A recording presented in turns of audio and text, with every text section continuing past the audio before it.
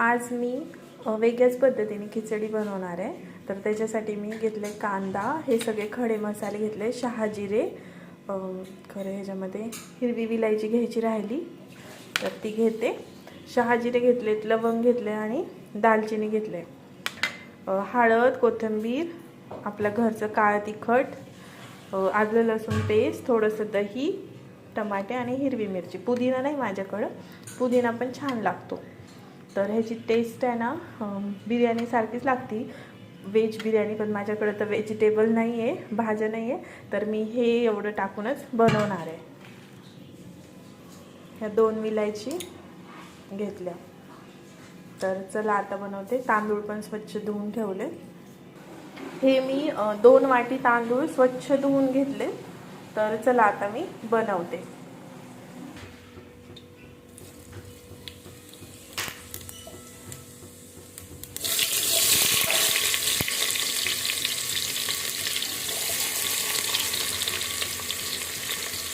तेल थोडंसं जास्त टाकलं आहे मी, 2-2.5 चमचे।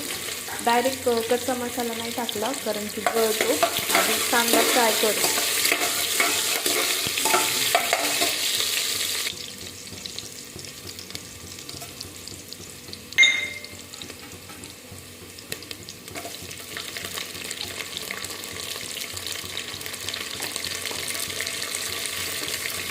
आलं लसूण पेस्ट,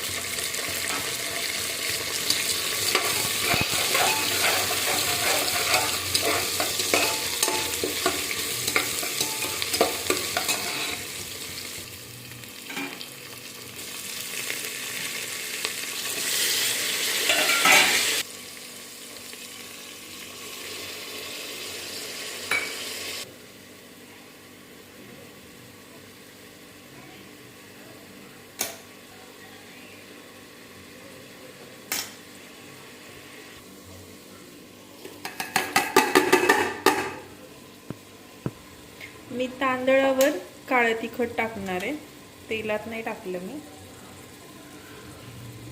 असं जरा टेस्ट छान लागते त्याच्यामुळे। बस ते चांगलं फ्राय करून घेते तेलात। मी तांदूळ चांगला 5 मिनिटं फ्राय करून घेतलाय, असं एकजीव करून घेतलाय 5 मिनिटं तरी, थोडं मध्यम गॅस करून। आता पाणी टाकते त्याच्यात। 2 वाटी तांदूळ होतं तर 4 वाटी पाणी टाकायचं।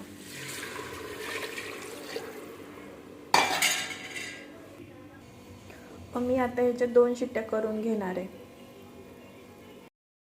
बारीक गॅसवरच 2 शिट्ट्या करून घ्यायच्या, म्हणजे भात व्यवस्थित शिजतो, मऊ व्यवस्थित शिजतो। नाहीतर गॅसची फ्लेम मोठी केली ना जास्त, तर भात असं ना कच्चा कच्चा लागतो खायला, दाणे दाण्यासारखा।